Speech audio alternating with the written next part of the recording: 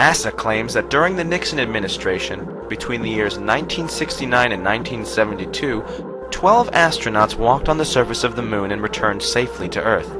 This event was even commemorated on 2 United States coins, the Susan B. Anthony dollar, which was minted from 1979 to 1981, and then again in 1999, and the Eisenhower dollar, which was minted from 1971 to 1978.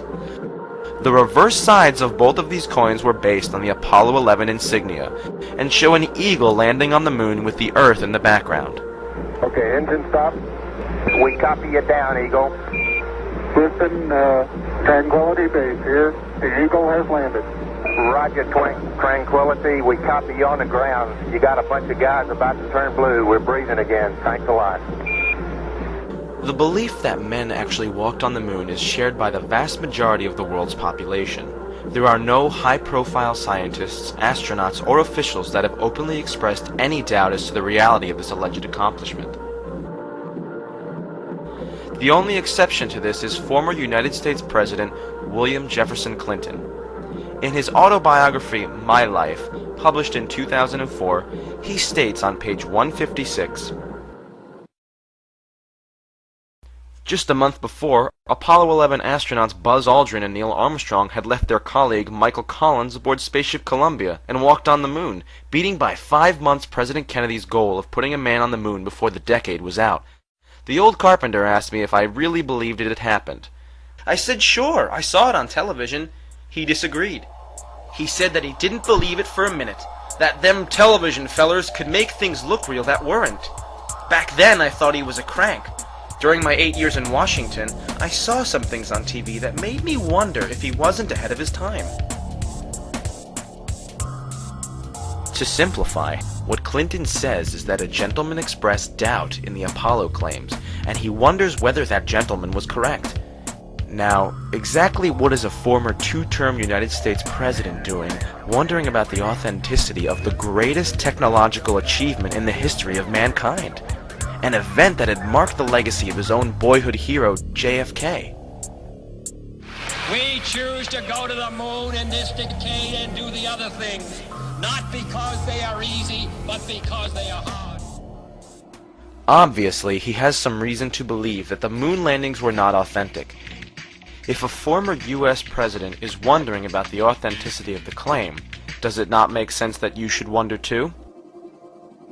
One can imagine why a former president would not want to come right out and blow the whistle by unequivocally stating his true beliefs. But he did, probably for the sake of his legacy, want to have it recorded that he did subtly flag the issue for those paying attention, and he flagged it by using the old carpenter acquaintance to get his point across. Regardless of precisely how much time Mr. Clinton actually spends wondering about this, a closer examination of the claim reveals that to have performed such a feat in 1969 completely contradicts the evidence and otherwise offends common sense.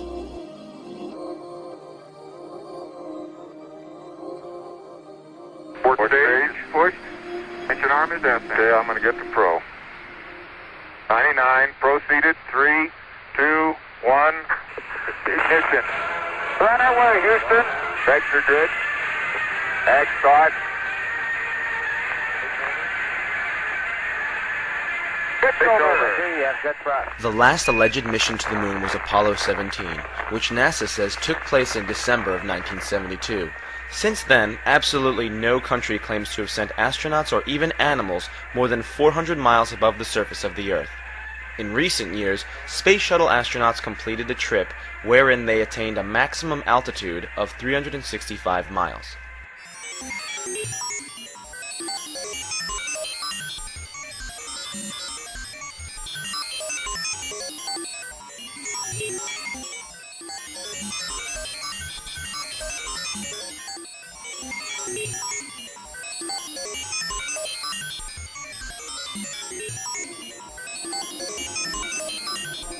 Normally, the space shuttle orbits at an altitude of approximately 200 miles from the Earth, the same orbit altitude of the International Space Station. Now, you might be asking, why exactly is this maximum distance from Earth relevant to our discussion? Well, let's put it this way. The Moon is 240,000 miles away from the Earth. The diameter of the Earth is 8,000 miles. This puts the moon at about 30 Earth diameters away. In relation to the space shuttle's orbit on this scale, it has never traveled more than 1/2 of 1 inch away from the Earth's surface.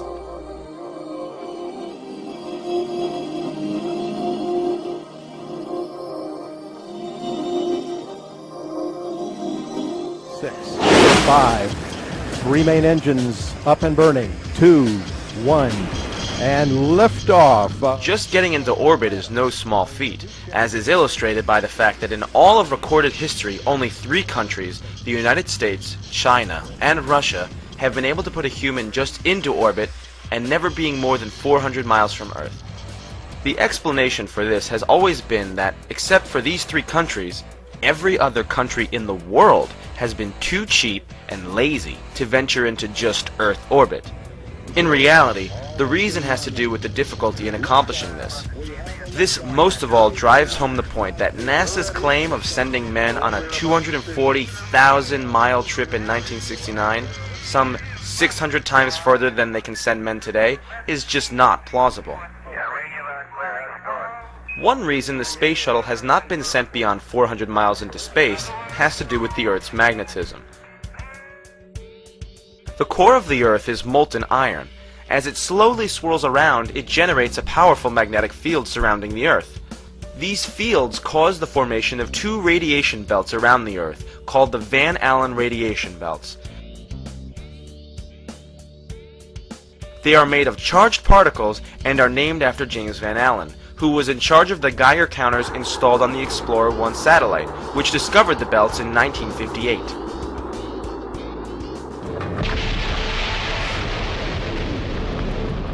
These belts are formed by trapped charged particles. The magnetic field traps these particles that originate from the Sun. They then spiral around the lines of the Earth's magnetic field, going back and forth between magnetic poles. As pointed out by Ralph Renee, author of NASA Mooned America, Dr. James Van Allen published an article in the March 1959 issue of Scientific American that described the danger in traveling through these belts. In this article, entitled Radiation Belts Around the Earth, on page 47 of this issue, Van Allen states, "Our measurements show that the maximum radiation level as of 1958 is equivalent to between 10 and 100 Roentgens per hour, depending on the still undetermined proportion of protons to electrons. Since a human being exposed for 2 days to even 10 Roentgens would have only an even chance of survival, the radiation belts obviously present an obstacle to spaceflight. If anyone ever really does go through these belts, it will become apparent just how lethal they really are to humans." Other than the alleged Apollo trips, all other manned spacecraft have stayed below the belts. These belts do not officially begin until an altitude of 1,000 miles is reached. But when one space shuttle crew was brave enough to go nearly 400 miles above the Earth, they started to experience some unusual effects. They reported seeing shooting stars, which were a result of the radiation hitting the retinas of their eyes. And if I'd have landed 20 feet behind where I landed, we'd have landed right smack in that crater. When interviewed, Alan Bean of Apollo 12 initially stated that he had not gone through the belts and did not observe any effects caused by them. Any ill effects from the Van Allen radiation belts? No. Now, I'm not sure we went far enough out to encounter the Van Allen radiation belt. Maybe we did. When it was pointed out that the flight pattern took him through the belts, he changed his story. The belts are 1,000 miles to 25,000 miles above the Earth. Then we went right out through them. No effects on your cells? We didn't even know it. I don't think anybody, well, maybe somebody said you went through the radiation belt, but we didn't feel it inside, and we didn't get any, added radiation.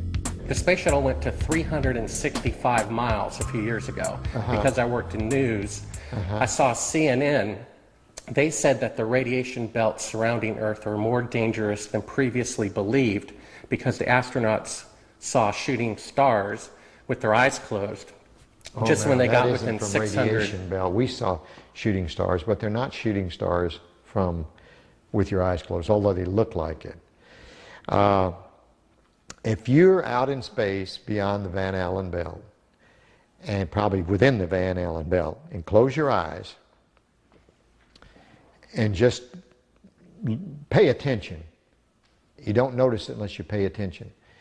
Then all of a sudden you'll see a little flash like a shooting star, except it's like that. There goes one this way. Then one just blossoms. And then not that fast. Maybe you wait 3 minutes or 2 minutes and one goes whoosh. And what's happening is cosmic rays are hitting the back of your eye and exciting those sensors in the back of your eye. So that's what you see. And they got high enough apparently to close. My guess is in Earth orbit, if you closed your eyes and just paid attention, that you would see them. The first time they were seen was when they went to 365 miles. Yes. That's 650 miles below or away from the radiation. Yeah, see, it's below. My guess if they just did it tonight. But see, if you're just going to sleep or closing your eyes or it's dark, you don't notice them. But if you'll close your eyes and pay attention, which we had an experiment to do, by the way, then you see them whistling by. Not on our mission, by the way, they hadn't been discovered yet. I saw them one day on the moon. It wasn't dark, and it was kind of dark, and I saw this flash of light. And it looked like it was on the moon, but really it wasn't. It was a flash of light in my eye. Some scientists argue that the trip through the belts was so brief, that is only a few hours, that the radiation would not have had a negative effect on the astronauts. But the question remains, if these belts are not dangerous, why in the last 30 years has absolutely no country put even a monkey past these belts? The standard excuse is that no one has wanted to spend the money to do so. But to write off every advanced country in the world as too stingy and incompetent in over a third of a century to explore further than 400 miles from Earth really is a bit too much to fathom.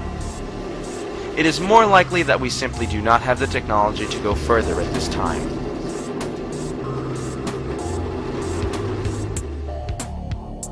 Try to imagine the flight pattern of the Apollo moon missions. NASA says that 3 astronauts took off in a multi-stage rocket, and then 3 days later were in lunar orbit some 60 miles above the moon's surface, going about 4,000 miles per hour, or a little over Mach 6. Then, the spacecraft separated into 2 modules. One astronaut stayed in lunar orbit in the CSM. The other 2 flew down to the surface of the moon in the lunar module. 10 feet. Contact. Engine stop. Okay, Houston, the Challenger has landed. The first question that immediately comes to mind is how they were able to design a craft on Earth that would perform so well under quite different conditions on the moon, namely in a vacuum and in 1/6 gravity without killing anyone. The Lunar Landing Research Vehicle used to train the astronauts for a landing had a jet engine, which of course would never have worked out in the vacuum of space. NASA's answer to this is that the simulator provided 5/6 or 83% of the propulsion to simulate the amount of thrust that the rocket engine would need to lift the craft while flying down to the surface of the moon. This would be using 83% of Earth's propulsion requirements to adjust for an environment with only 17% of the Earth's gravity? Explanations such as this certainly drive home the point that no matter how convoluted, they will always have a rationalization for everything.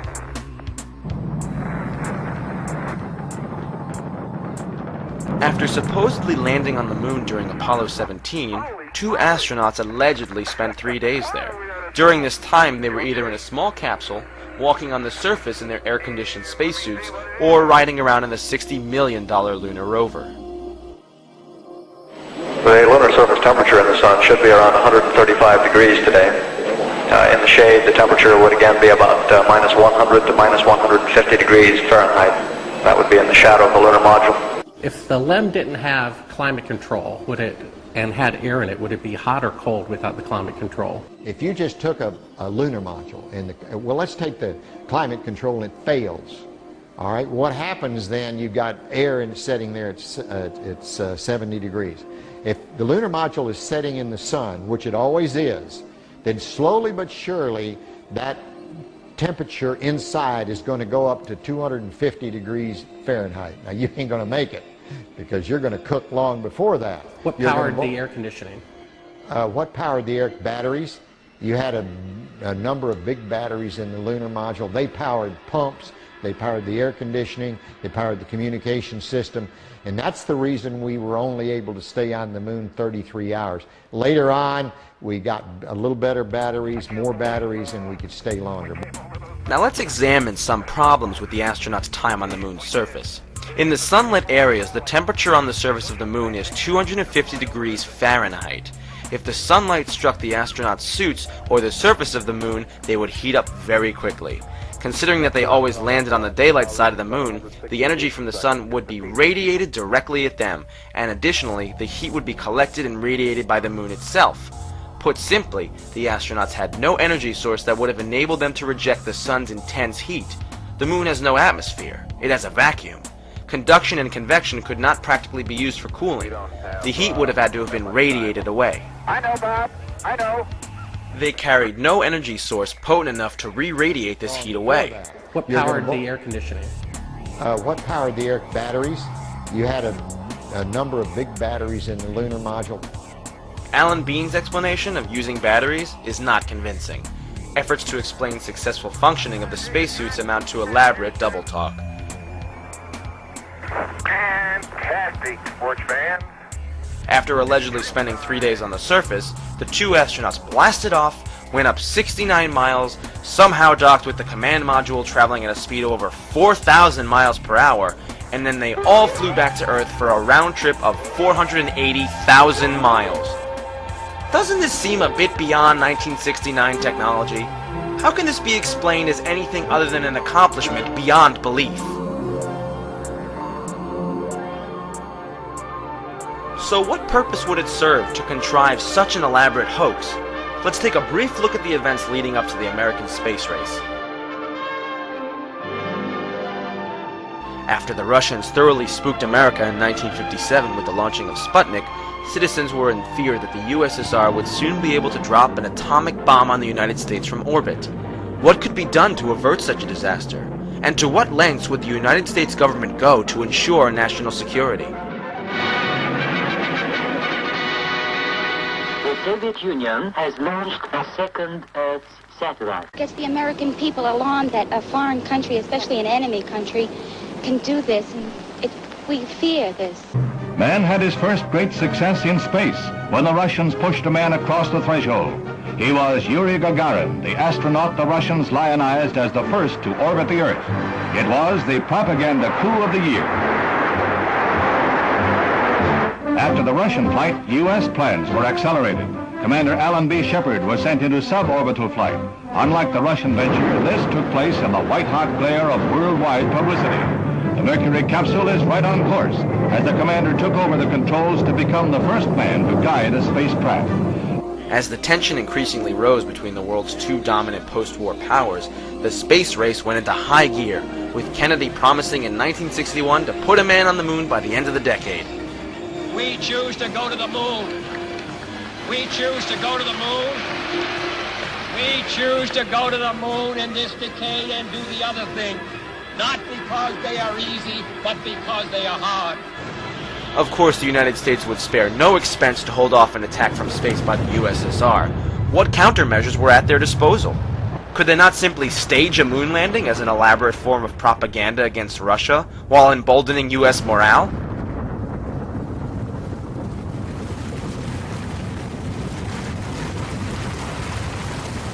High in the volcanic mountains of Arizona, a little piece of the moon was recreated on Earth.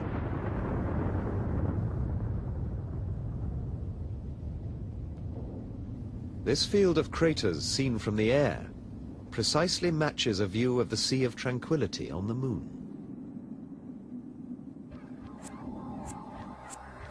It is common in the history of warfare to intimidate your foe by means of deception. For example, during World War II, the Allies placed inflatable tanks on the battlefield to make the enemy think they were confronting a more formidable foe. One could say that the Apollo bluff worked, as there never was a nuclear war. Yet, no one has ever come forward and actually admitted to this deception long after the Cold War hostilities have ceased. I don't care what you say. I went to the moon and back, and everyone that's a scientist knows it. Now, if you want to not believe it, it's okay, you know? It's okay. It's a better story. It just happens to be a lie, that's all. I probably would have done what the other 6 did, because I'm just as stubborn as anybody else. I said, I don't need to prove to you that I went to the moon.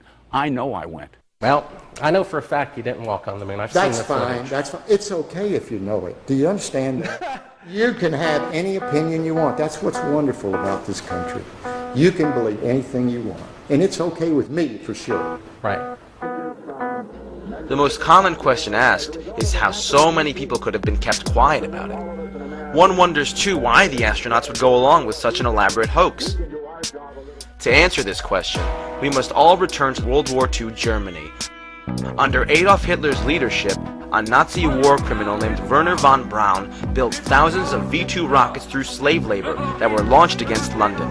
Once the rockets are up, who cares where they come down? That's not my department, says Werner von Braun. Some have harsh words for this man of renown, but some think our attitude should be one of gratitude, like the widows and cripples in old London town, who owe their large pensions to Werner von Braun. After the war, the Soviets and the Americans divided up the rocket technology. The Americans brought home over 100 top Nazi propulsion specialists, including their leading rocket scientist, von Braun. Say rather that he's apolitical. Since most people wanted to come live in America, the Soviet Union was given most of the hardware, which, to a large degree, contributed to their victory with Sputnik. In German or English, I know how to count down. And I'm learning Chinese, says Werner von Braun. By 1961, Nazi rocket scientists such as von Braun maintained a close relationship with President John F. Kennedy, as he moved to fulfill his promise to land Americans on the moon before the end of 1969.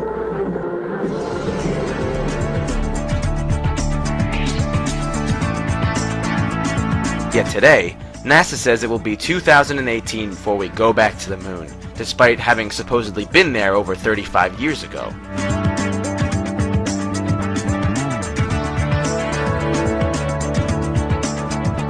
It is time for America to take the next steps. Today I announce a new plan to explore space and extend a human presence across our solar system. We will begin the effort quickly, using existing programs and personnel. We'll make steady progress. One mission, one voyage, one landing at a time.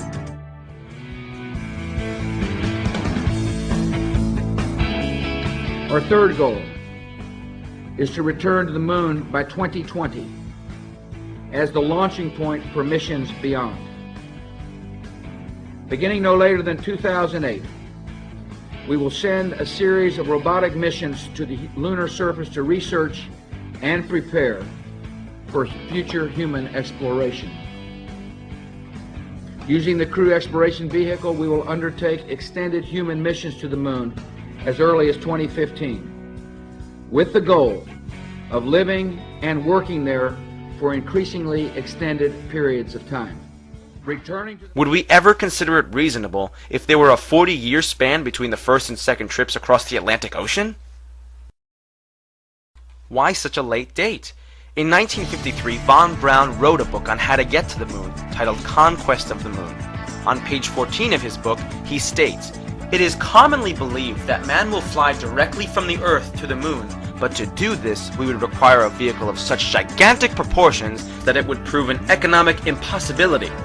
It would have to develop sufficient speed to penetrate the atmosphere and overcome the Earth's gravity, and, having traveled all the way to the moon, it must still have enough fuel to land safely and make the return trip to Earth. Furthermore, in order to give the expedition a margin of safety, we would not use one ship alone, but a minimum of 3. Calculations have been carefully worked out on the type of vehicle we would need for the non-stop flight from the Earth to the moon in return. The figures speak for themselves.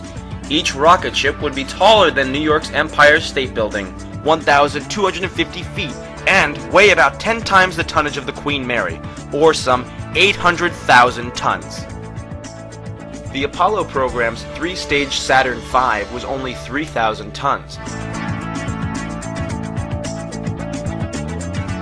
The Saturn V was 266 times smaller than it had to be.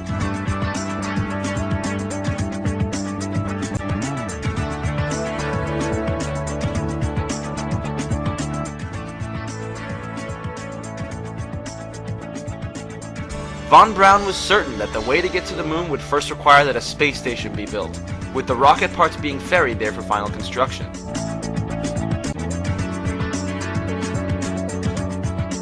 Our first goal is to complete the International Space Station by 2010.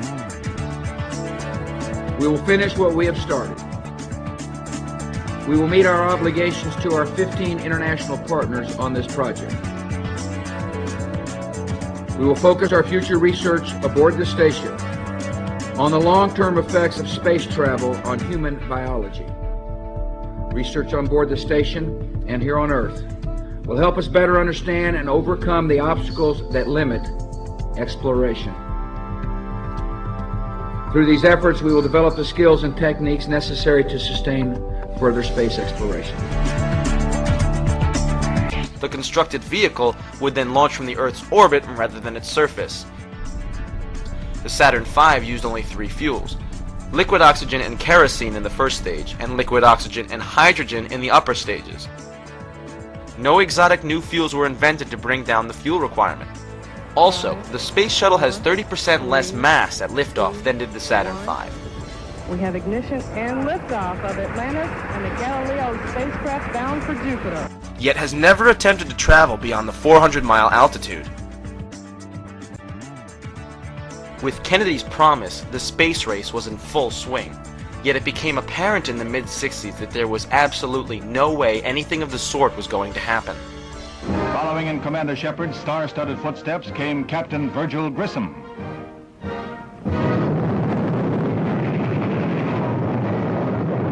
Everything is A-OK until the heartbreaking finale. As the captain prepared to leave the capsule, explosive bolts on the escape hatch let go, and the Mercury is lost. However, the moon gets closer. The leading astronaut of the day, Gus Grissom, was slated to be the first man to walk on the moon. He was an outspoken man with the highest level of integrity. There was no way he would lie for anyone. He was also an outspoken critic of the dilapidated state of the moon program. Just before he died, he hung a lemon on the capsule and held a press conference in which he pointed out the sad state of the program. On the morning he died, upon having difficulty communicating from the capsule, he angrily asked, "Hey, how are we going to get to the moon? We can't talk between 3 buildings." In 1967, during a plugs-out test in which no engines were even ignited, they had him in a sealed capsule and pressurized it with 100% pure oxygen. A fire erupted, and all 3 astronauts perished. After this grisly incident, no other astronaut dared to criticize the program, and after all these years of lying and making their livings off the fame, none chooses to wreck this acclaimed success for the others by telling the truth. There is strong reason to doubt the fire was accidental. Page 81 of the Apollo 1 Accident Investigation Report, issued by the U.S. Congress, reveals that prior to the fire, NASA, by their own admission, were very well aware of the respective fires at the Johnsville Navy Air Station and Brooks Air Force Base. The fires in question, as pointed out by author Ralph Renee, were a result of sparks and even static electricity igniting the pure oxygen environments.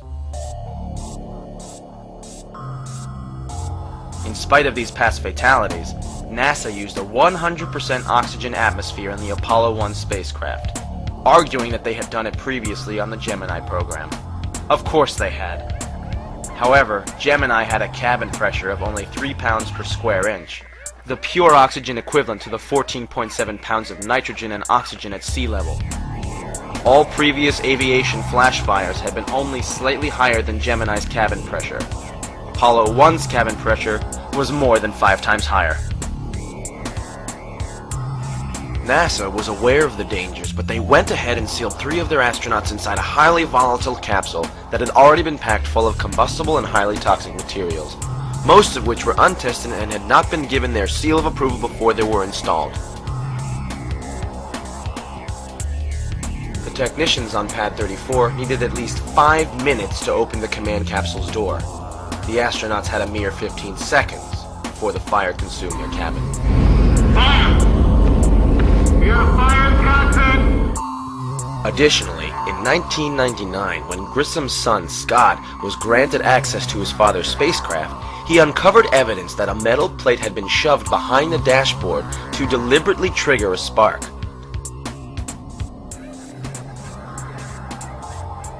Keep in mind that many of these scientists were war criminals imported from Hitler's Germany. One should not be surprised that such horrors could occur when one considers that these Nazis helped perpetuate the cruelest, most brutal atrocity that has ever taken place in the history of mankind. Also, the behavior of the astronauts upon their return to Earth is highly suspicious. Armstrong, Collins, and Aldrin were made to sit and brief the press for nearly an hour and a half. At times, all three men exhibited a type of disinterest or absconding emotion, not to mention outright lying. The most obvious error was in an answer given by Collins. The astronauts were asked if they could see stars from the surface of the moon. Armstrong answered, "I don't recall." Then Collins, in an attempt to cover for Neil's mistake, and remembering his equal communal experience of sharing the capsule in Earth orbit for 8 days with his crewmates, blurted out, "I don't remember seeing any." I have two brief questions I'd like to ask, if I may. When you were carrying out that incredible moonwalk, did you find that the surface was equally firm anywhere, or were there harder and softer spots that you could detect? And secondly, when you looked up at the sky, could you actually see the stars and the solar corona in spite of the glare? The first part of your question, the surface did vary in its thickness of penetration. One must be quite cautious in moving around in this rough terrain. We were never able to see stars from the lunar surface or on the daylight side of the moon by eye without looking through the optics. I don't recall during the period of time that we were photographing the solar corona what stars we could see. I don't remember seeing any. We were never able to see stars from the lunar surface or on the daylight side of the moon by eye without looking through the optics. I don't recall during the period of time that we were photographing the solar corona what stars we could see. I don't remember seeing any. Neil, transcripts published later attributed his remark to Aldrin, who was supposed to have been there on the surface. This was done, no doubt, to throw off most, who had only had an altered transcript and not a film copy of the entire press conference. I know there's a lot of scientists from a number of countries standing by to see the lunar samples, and we thought you'd be interested in seeing that they really are here. What about the moon rocks, the laser reflector discs, and the photographs of the astronauts on the moon? The Apollo samples are not rocks gathered during moonwalks. They are, in fact, meteorites that were specifically gathered on Earth by von Braun himself before the moon landing ever took place. After Kennedy declared we would land on the moon by the end of the decade, the race to the moon was in full force. So why would von Braun, who was supposed to be working feverishly on the Saturn V rocket, need to go to Antarctica? In the May 1967 Popular Science article entitled A Spaceman's Look at Antarctica, page 114 to 116, von Braun states, "It may well be smart to test lunar vehicles or surface drills in Antarctica before taking them to the moon." This was never done. He did, however, meet up with the penguins. In reality, the real reason for the trip was to gather meteorites that could be passed off as moon rocks.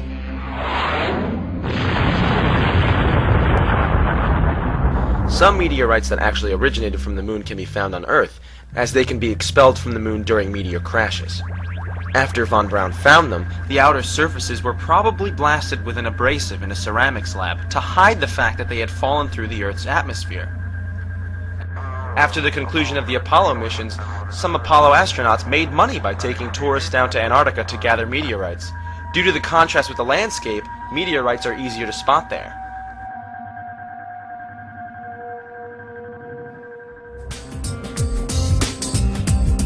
But it's evidence the astronauts left behind and not what they brought back, that may offer the clinching proof. Each successful moon mission set up a range of experiments.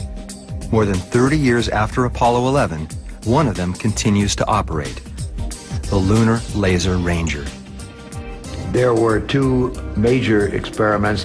One was a series of corner reflectors to reflect laser beams from the Earth sent to the moon that then, because of the geometry of these corner reflectors, would send the beam back in exactly the direction that it came from. High up in the Davis Mountain Range, the McDonald Observatory in Texas continues to gather information from the experiment. In 33 years, no one has showed up. No one has come and talked to us. Jerry Wyatt would welcome a visit from the conspiracy theorists. Since 1969, his team has been firing a laser beam at the experiment an average of 240 times a year. And of course, at Apollo 11 site is where the United States placed its first lunar retro package. So we fire laser at this spot and three others on the moon. Now he's turned the laser on. In a few seconds, you'll see the splash. The laser hits the reflector on the moon's surface and bounces back as a series of pulses invisible to the human eye. By measuring the time it takes for each laser pulse to return, scientists gather key information about the Earth's position in the solar system.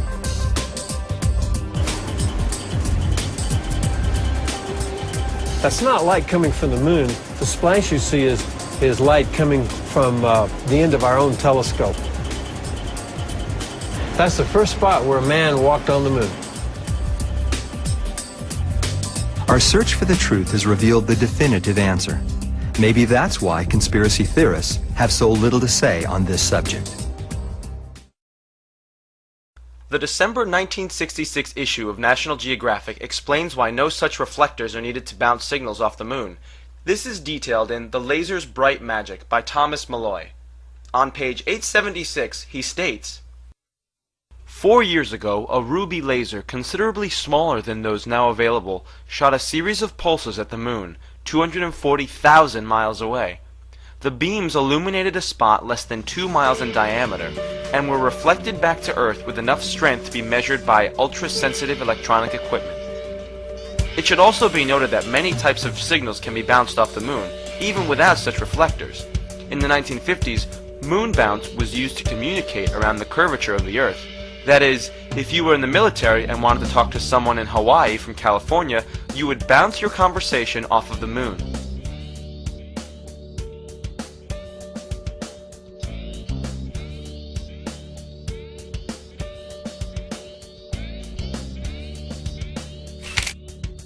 The photographs also fail under critical analysis. There are flags waving in the wind even though the moon exists in a vacuum, and astronauts that cannot jump more than 6 inches high on the first mission, when the gravity is only 1/6 that of Earth's. But just the sheer perfection of the setups and appearances of the photos is enough to make you wonder whether they were shot in a studio. There is no fog on the film from immense temperature variation, no discoloration from radiation, no lightning streaks from micrometeoroids passing by. Other anomalies include photos that seem to be taken using artificial light. Apollo researcher David Percy traveled to Sweden to talk to Jan Lundberg, the man that managed the group in charge of supplying NASA with the advanced cameras used to take photographs on the moon. Hasselblad in Sweden was the NASA-appointed manufacturer of a camera capable of functioning on the lunar surface, and Jan Lundberg was the project engineer responsible for building the camera. Originally, NASA made all the alterations themselves. Then they presented what they had done to us and asked, can you do this? And we said, yes, we can, and we can do it better. So what does Hasselblad have to say about this classic Aldrin picture? Does it look to Jan Lundberg as though the subject was lit? Yes, it seems like he's standing in the spotlight. And I can't explain that. That escapes me. Why? So maybe you have to find Armstrong and ask him. And how exactly did they pan the camera up to film the liftoff of the ascent module on Apollo 17? How do you think we took the pictures of the liftoff on Apollo 17 with a television camera? How do you think we missed them on Apollo 16 because of the time delay? By the time the guy sent the signal, it was gone and the camera couldn't track fast enough. So on 17 he sent the signal a second and a half or 3/4 of a second earlier so that the camera got the signal and we were... How do you think that happened?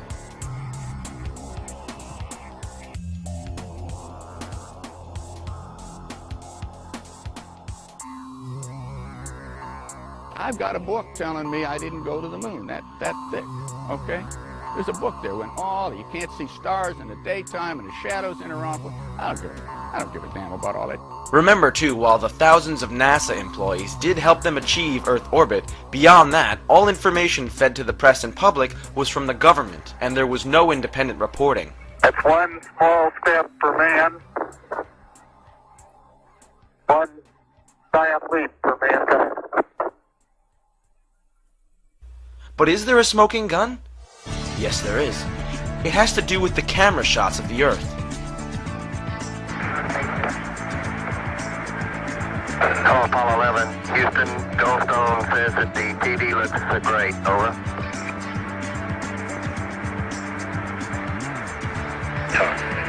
Okay, Roger.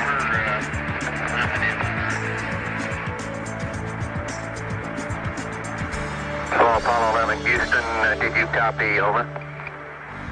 Although it is likely that the astronauts were on the Saturn V rocket when it took off, it seems that they stayed in low Earth orbit for the duration of their missions. This provided them with the zero-gravity filming environment, which would be what one would expect on a trip to the moon. They may also have done dives in a KC-135 to get the zero-gravity shots.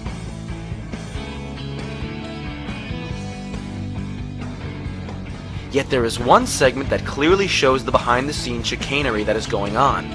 At one point, the crew says they are 130,000 miles out, or just halfway to the moon. Roger, Houston, Apollo 11. Calling in from about 130,000 miles out. And we'll zoom our camera in slowly. They say that they have the camera pointing toward the only window that is facing the Earth. Unfortunately, we only have one window that has a view of the Earth, and it's filled up with the TV camera, so your view now is probably better than ours is. Yet you see something come between the camera and the Earth. South America becomes invisible just off beyond the Terminator or inside the shadow. They are caught in a lie right there. Had the camera been in the window as they stated, then nothing should be coming between the camera and the Earth. We should not see any light in the upper left corner of the screen either. Of course, whenever the Earth was clearly seen vanishing behind the window, the view of the Earth was always from a cutaway shot, in which no astronauts were present. Well, that's about all is reasonable without getting hot and sweaty. All right, Roger, we copy.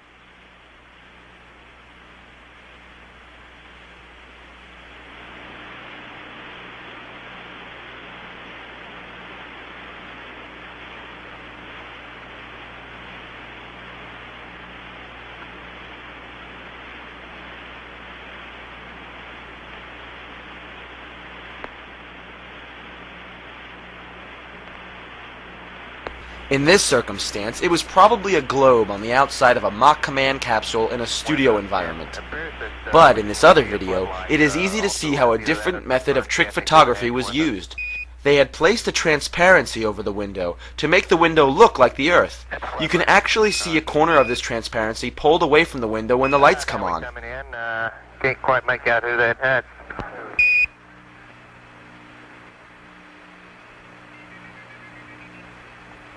That's Big Mike Collins there. Well, you got a little bit of... Yeah, hello there, sports fans. You got a little bit of me, plus Neil's in the center couch, and Buzz is doing the camera work this time. Roger, it's a little dark now, 11. Maybe a bigger f-stop might help.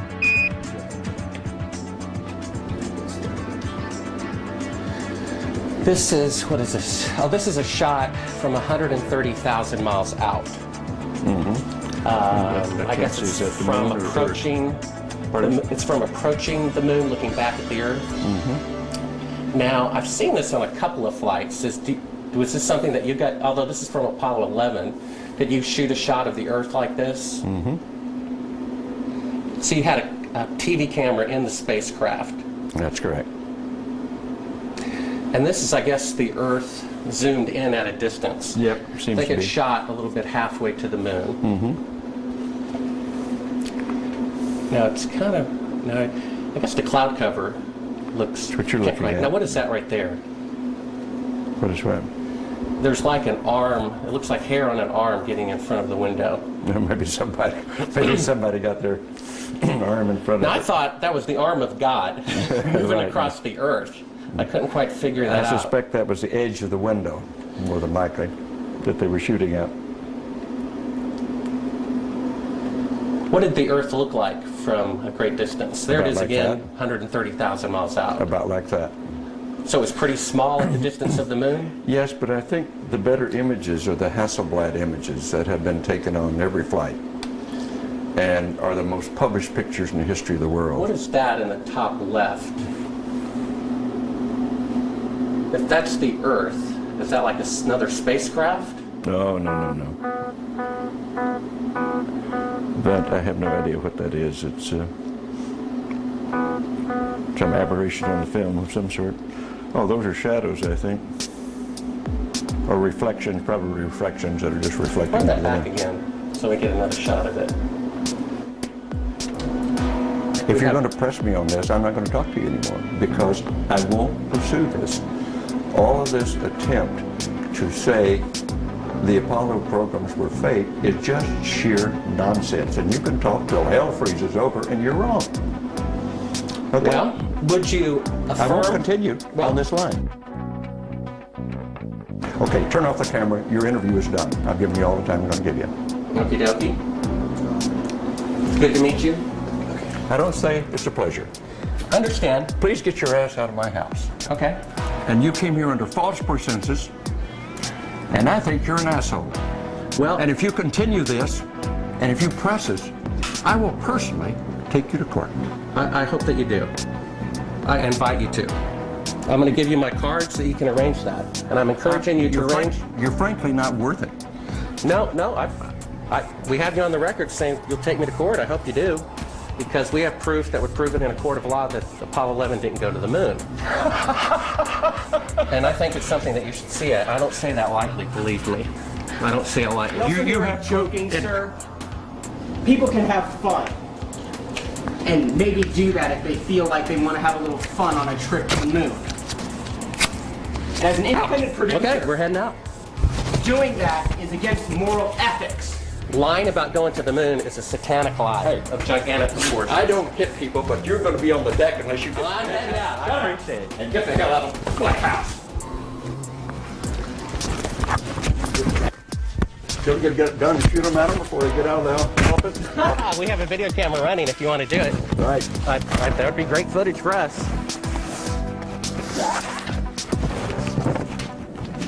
See you later. In court, I hope. Want to call the CIA? Have them waxed. So I'm prompting you. That is why they wanted the interior. You believe in UFOs? You believe we've been visited by... Well, why do you want to believe this? I know for a fact. We've had this analyzed. And this is the window. And you're in, and it's dated by an atomic clock at the Goldstone tracking station that is on the tape. Well, you're talking to the wrong guy. Why don't you talk to the administrator at NASA? We're passengers. We're guys going on a flight. We're not... I know for a fact. You really like attention, don't you? You're the one who said you walked on the moon when you didn't. Calling the kettle black, if I ever thought of it. Saying I misrepresented myself. Away from me. You're a coward and a liar and a thief.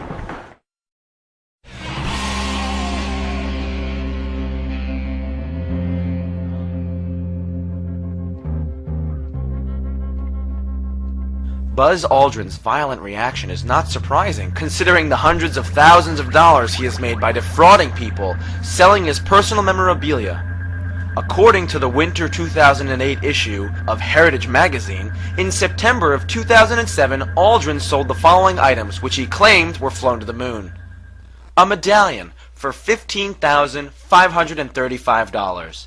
A silver dollar for $31,070. A chart for $71,700. And a handwritten note for $179,250. Not all of the Apollo astronauts profiteer off this lie, but Aldrin is certainly the worst offender.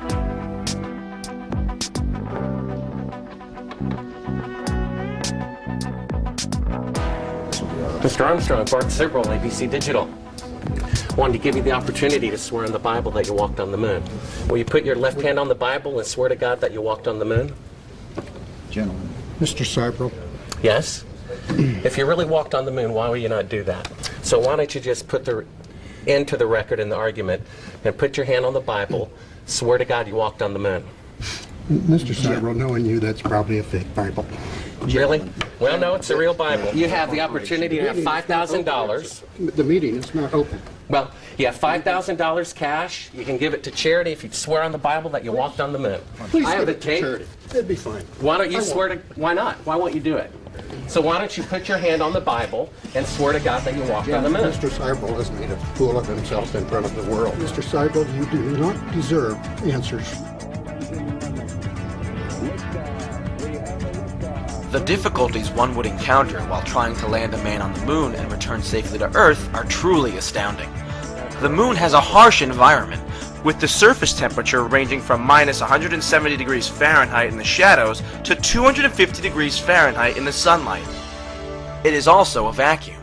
To think that men made it there and back a third of a century ago is quite a stretch. This should be apparent when one looks at how the space shuttle has fared going only 1/600th the distance that Apollo claims to have gone.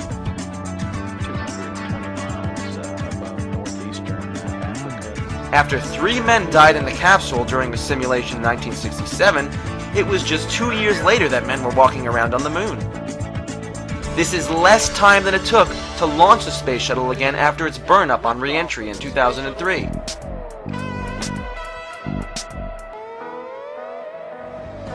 To win the X Prize, a private company had to fly a light craft to an altitude of 62 miles.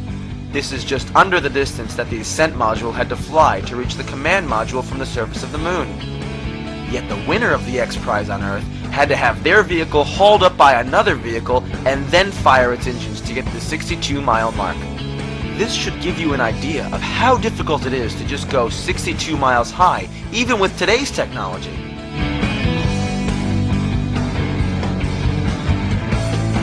Then, add to the fact that the ascent module, with its very low mass fraction, would have had to accelerate to over Mach 6 to dock with the command module, and the fictional nature of the event becomes self-evident.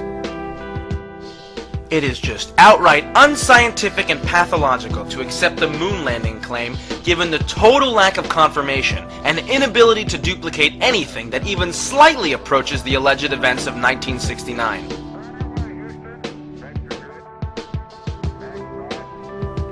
Of course, by far the greatest mystery in all this is why the scientific community continues to fall for all this and accept it unquestioningly.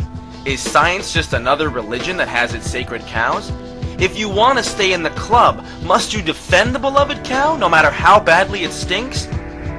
Since nearly all of academia is dependent on funding from the federal government, any scientist brave enough to speak the truth would be committing career suicide. Scientists realize this, and therefore will not let their minds examine this objectively for even a moment. They all just prefer to run with the herd. As victims of cognitive dissonance, so-called scientists argue in support of the moon landings out of reflex. If one examines a timeline of aviation and space travel milestones, this contradiction of logic becomes apparent. Consider Kitty Hawk in 1903, Lindbergh crossing the Atlantic in 1927, Sputnik in 1957, through the space shuttle in the latter part of the 20th century. These were all within 400 miles of Earth. Yet the alleged moon landings of the late 60s purportedly took astronauts 240,000 miles away from the Earth. The Apollo missions, therefore, stick out as a fantastic statistical anomaly, and without any other similar events to confirm or duplicate the hypothesized event, 1/3 of a century since, the scientific method requires that they be discarded. This being the case, no one that believes the moon landing claims should be allowed to call themselves a scientist.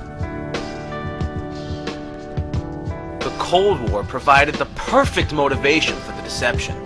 Under the specter of a nuclear threat from the Soviets, and in the shadow of the Bay of Pigs invasion, it is easy to imagine those involved believing that it was their patriotic duty to help bluff the Soviets into thinking we had military superiority. It apparently worked. A nuclear war was never fought, so we are certainly in no position to second-guess the military strategy that the government employed. With the space race officially ending with this achievement, Nixon was quick to seize the spotlight by becoming the first U.S. president to visit Moscow. Cooperation for joint space missions quickly became the topic of discussion between the leaders, ushering in détente, an easing of tensions between the two superpowers.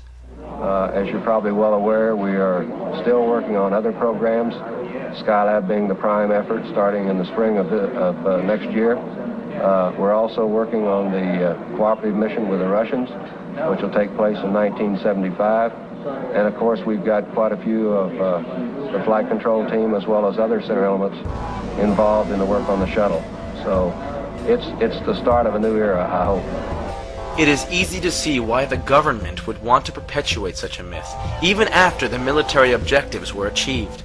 The alleged accomplishment is a source of national pride, and no one wants to be the one to remove this source of pride. It would also not come as a surprise to find out that in upper levels of certain agencies, the moon landing hoax is actually somewhat of an inside joke, in that within these institutions, those that have attained a certain level are entrusted with this secret information.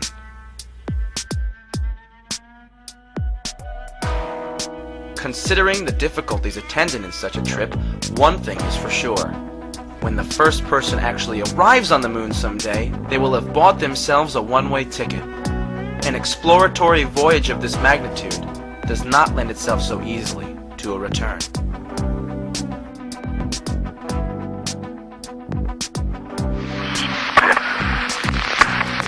Hey, how are we gonna get to the moon if we can't talk between three buildings?